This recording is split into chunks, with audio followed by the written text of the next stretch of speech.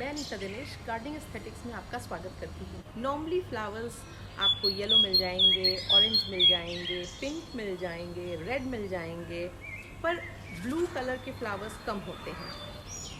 तो आज के वीडियो में मैं आपको दो ऐसे फ्लावरिंग प्लांट्स के बारे में बताऊंगी जो पेरेनियल फ्लावरिंग प्लांट है, पर इनमें जो फ्लावरिंग होती है वो समर के सीज़न में ज़्यादा होती है और सर्दियों के जब तेज़ सर्दियाँ पड़ती हैं तो 1-1.5 महीने ये प्लांट्स डोमेंसी में चले जाते हैं, मगर आपका ये प्लांट सेफ रहता है अगर आप इसको फ्रॉस्ट से बचा लें।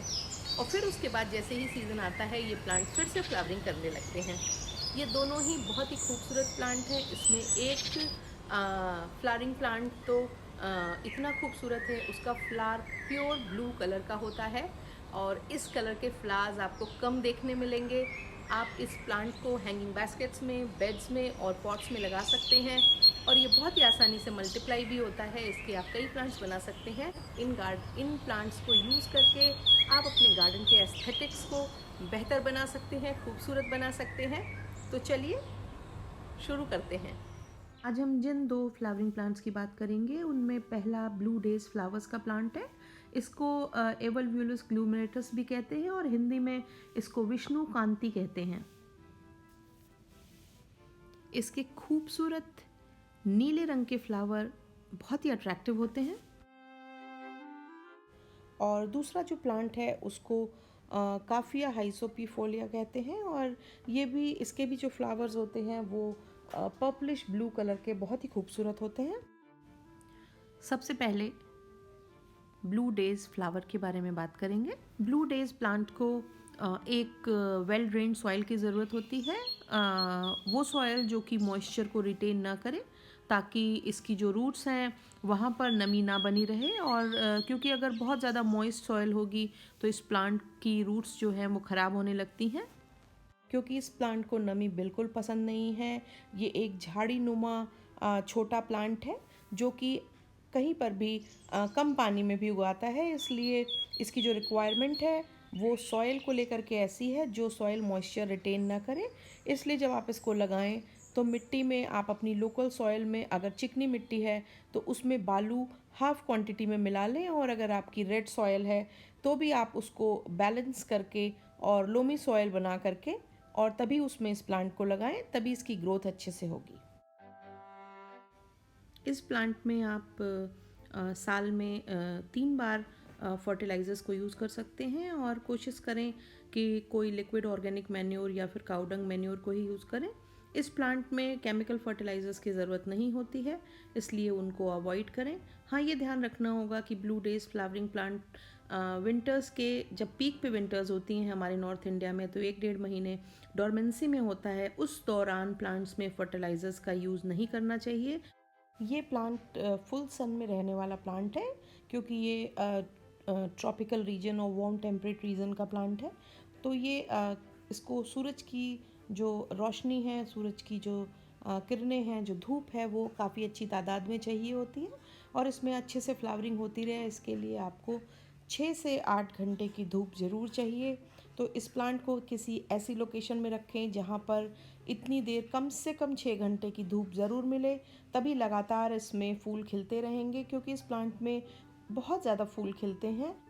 सुबह सूरज के निकलने के साथ ही ब्लू डेज के जो फ्लावर्स होते हैं वो खिल जाते हैं और इसको सूरज की बढ़िया रोशनी, सुबह सुबह की रोशनी इसके लिए बहुत अच्छी होती है। इसके अलावा इस प्लांट को मॉडरेट क्वांटिटी में वाटरिंग की रिक्वायरमेंट होती है और इसमें अगर आपने छोटे पॉट्स में लगा रखा है, जैसे कि मैंने लगाया हुआ है, आप छोटे पॉट में अगर इसे लगाना चाहें तो फिर आपको इसमें लगभग हर अल्टरनेट डे वाटरिंग करनी होगी। और अगर आपने इसे ज़मीन में लगाया हुआ है तो सप्ताह में 2 बार वाटरिंग से इसका काम चल जाएगा।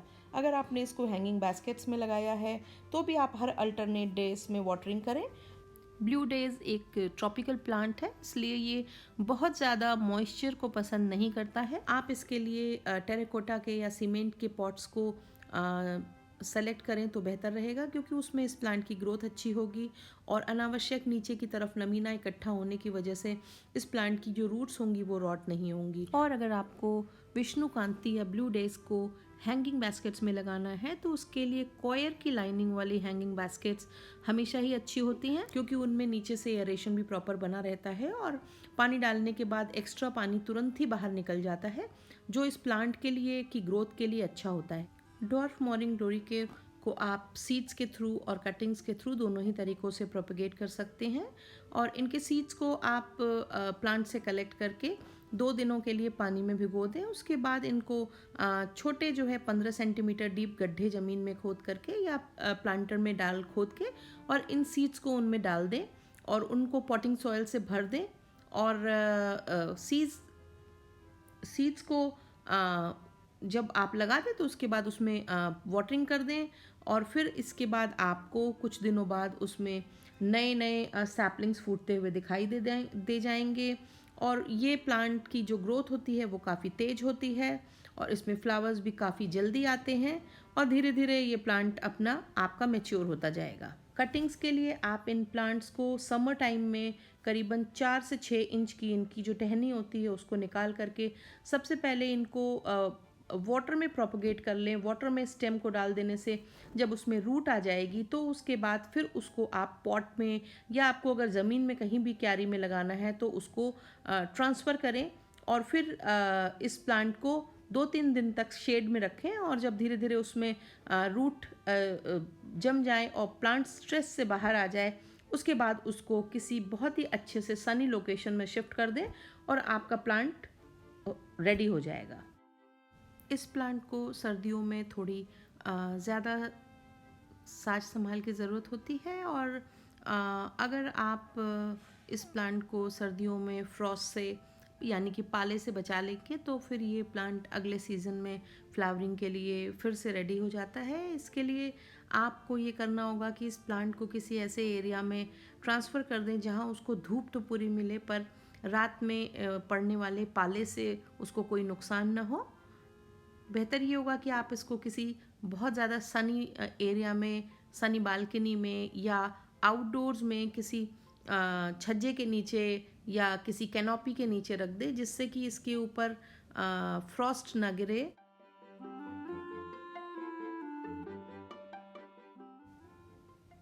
काफिया हाइसोपिफोलिया लैटिन अमेरिका में पाई जाने वाली एक छोटी झाड़ीनुमा प्लांट है और इसकी जो हाइट होती है वो मैक्सिमम 1 से 1.5 फीट के करीब होती है। इसके फ्लावर्स और इसकी लीव्स काफ़ी छोटे छोटे से और बारीक होते हैं और जो देखने में आपके लैंडस्केप में बहुत ही ज़्यादा सुंदर लगते हैं। स्पेशली अगर आप अपने लैंडस्केप में नीचे फिलर्स की तरह इनको यूज़ करें तो ये उस पर बहुत अच्छा इम्प्रेशन देते हैं। काफिया को मैक्सिकन हेदर के नाम से भी जाना जाता है और ये एक एवरग्रीन प्लांट होता है और इसके साथ भी वही है कि अगर सर्दियों में आपने करीबन 1-1.5 महीने के करीब इसका थोड़ा ध्यान रख लिया, इसको फ्रॉस्ट से और लो टेम्परेचर से सेव कर लिया तो ये प्लांट अगले सीज़न में फ्लावरिंग के लिए फिर से तैयार हो जाता है।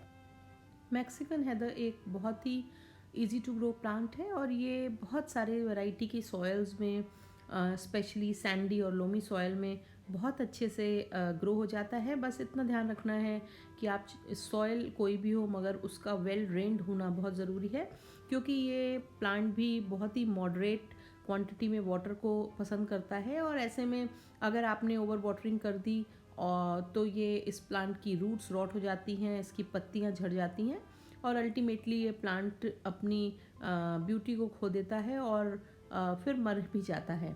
और इसमें इस प्लांट को वाटर रिटेंशन करने के लिए आपको इस प्लांट के चारों ओर अगर आप किसी ऐसी जगह लगाएं जहां मल्च आप इकट्ठा कर दें यानी कि सूखी हुई पत्तियों को का बेस बना दें उसके ऊपर, तो पानी इसमें अंदर प्रिजर्व रहता है और ये जो वीड है, ये जो प्लांट है, ये बहुत ही अच्छे से इसका रूट सिस्टम फिर ग्रो करता है और ये प्लांट बहुत अच्छा फैलता है। और साथ ही साथ अगर ये जो सूखी पत्तियां या मल्च हैं ये इस प्लांट को विंटर्स के कोल्ड टेम्परेचर से भी बचाती हैं, क्योंकि ये प्लांट 10 डिग्री के टेम्परेचर तक तो अच्छे से चलता है, उसके बाद इस प्लांट को उससे कम टेम्परेचर इस प्लांट को नुकसान करने लगता है। और मल्चिंग से आपको इस प्लांट को बचाने में हेल्प मिलेगी।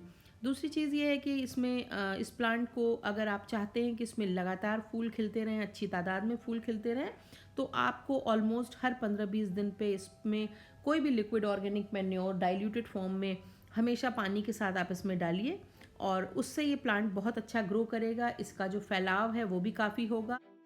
काफिया या मैक्सिकन हेदर एक सन लविंग प्लांट है, और इस प्लांट को जितनी अच्छी धूप मिलेगी ये प्लांट उतनी ही अच्छे से ग्रो करता है। इस प्लांट को इसमें रेगुलर फ्लावरिंग होती रहे, इसका स्प्रेड अच्छा बना रहे, इसके लिए कम से कम 6 घंटे की धूप जिस प्लेस पे होती हो उस प्लेस पे आप इसको रखें, और ये प्लांट ऐसे प्लेस में बहुत अच्छे से ग्रो करेगा और उसमें फ्लावरिंग भी काफ़ी तादाद में होती रहेगी। और इसके लिए बहुत ज़्यादा इम्पॉर्टेंट है कि आप इसका जो वाटरिंग स्केड्यूल है उसको कंसिस्टेंट रखें, और स्पेशली जब प्लांट छोटा होता है तो इसमें रेगुलर वाटरिंग की ज़रूरत होती है। अगर आपने एक दिन भी मिस कर दिया तो इसकी पत्तियाँ इस तरह से जल सी जाती हैं। साथ ही इस प्लांट को मिस्टिंग भी पसंद आती है, और टाइम टू टाइम आप इसको मिस्टिंग करते रहें सो दैट कि ये प्लांट जो है वो अपनी फ्रेशनेस को बनाए रखे। पर जब प्लांट बड़ा हो जाता है तो फिर बहुत ज़्यादा वाटरिंग की ज़रूरत नहीं रह जाती है, क्योंकि तब ये ड्रॉट टॉलरेंट हो जाता है। तो आप इसमें ऐसे समय में आप इसमें थोड़ा बहुत पानी जो है हर तीसरे दिन दूसरे दिन डालें इसके पॉट के अकॉर्डिंग, या अगर ज़मीन में लगा है तो वीक में 2 बार इनफ होगा। और अगर आपने इसको छोटे पॉट में लगाया है तो अगर सनी लोकेशन ज़्यादा सन है उस एरिया में तो आपको हो सकता है रोज़ वाटरिंग करनी पड़े, या अल्टरनेट डे तो आपको वाटरिंग करनी ही पड़ेगी। काफिया के लिए अगर आपको पॉट में लगाना है तो टेराकोटा या सीमेंट के पॉट ज़्यादा अच्छे होते हैं, और अगर आपको इनको हैंगिंग बास्केट्स में लगाना हो तो आप इनको जूट वाले हैंगिंग बास्केट्स में लगा सकते हैं। उनमें एक्चुअली नीचे वाटर रिटेंशन नहीं होता है, तो काफिया की रूट्स ख़राब नहीं होती हैं। इसके अलावा अगर आप इनको अपने लैंडस्केपिंग में फिलर्स की तरह यूज़ करना चाहें तो आप इनको पॉली बैग्स में जो नर्सरी में जिनमें ये प्लांट्स मिलते हैं, या छोटे प्लास्टिक के गमलों में भी जैसे आप नर्सरी से लाते हैं वैसा ही लगे रहने दे सकते हैं, और इनको अपनी लैंडस्केपिंग आइडियाज़ में फिलर्स की तरह इनको यूज़ कर सकते हैं, और ये काफ़ी अच्छे लगते हैं। काफिया को आप सीड्स के थ्रू, डिवीजन के थ्रू और कटिंग्स के थ्रू तीनों ही तरीक़ों से प्रोपगेट कर सकते हैं। काफिया अगर किसी ऐसे एरिया में लगा होता है जहाँ स्प्रेड होने की काफ़ी चांसेस हैं, वहाँ पर ये एक इन्वेजिव स्पीशीज़ की तरह भी बिहेव करने लगता है, और इसके सीड्स जो है वो सेल्फ जर्मिनेटिंग होते हैं, गिरते रहते हैं, और मिट्टी में फिर इसके नए प्लांट्स तैयार होते रहते हैं। तो अगर आप ये नहीं चाहते हैं कि ये काफ़ी लंबे एरिया में फैलें तो इनके जो नए प्लांट निकल रहे होते हैं उनको कंटिन्यूसली उनको हटाते रहें, उनकी सफाई करते रहें, और उनकी छटाई करते रहें, सो दैट कि बहुत ज़्यादा ये ज़रूरत से ज़्यादा आपके गार्डन में स्प्रेड ना हो जाएं। इसके अलावा काफिया को डिवीजन के थ्रू भी प्रोपगेट कर सकते हैं। इसके लिए स्प्रिंग का टाइम या मॉनसून का टाइम बेटर रहेगा, और ऐसे मौसम में आप लगभग काफिया को के प्लांट को जहाँ पे प्लांट बेस है उससे करीबन 2-2 इंच 3-3 इंच के गैप पे चारों तरफ से उस प्लांट को बहुत अच्छे से बहुत सावधानी पूर्वक गमलों में खुदाई करके निकाल लें, और जब वो बाहर आ जाए प्लांट तो उसके 2 पार्ट करके उसको अलग अलग जगह पे आप लगा सकते हैं। इसको करने के लिए आपको सीज़न का ख्याल रखना पड़ेगा, क्योंकि तेज़ गर्मी में या ठंड के मौसम में ऐसा करना सही नहीं रहेगा, आपका प्लांट मर जाएगा। और इसके अलावा आप इसकी जो है वो 4 से 6 इंच की कटिंग्स लेकर के भी लगा सकते हैं। ये काम भी बारिश के मौसम में जब मॉनसून आएगा तब आप ऐसा कर सकते हैं, और वो कटिंग्स के थ्रू भी ये अच्छे से ग्रो हो जाएगा। इस प्लांट में बहुत ज़्यादा पेस्ट इन्फेस्टेशन का खतरा नहीं होता है, मगर कभी कभी इस पर कुछ खास तरह के बीटल्स का या स्पाइडर बाइट का अटैक हो सकता है। बीटल्स इसकी लीव्स में छेद करके देते हैं, और जिसकी वजह से ये प्लांट देखने में भद्दा और ख़राब लगने लगता है।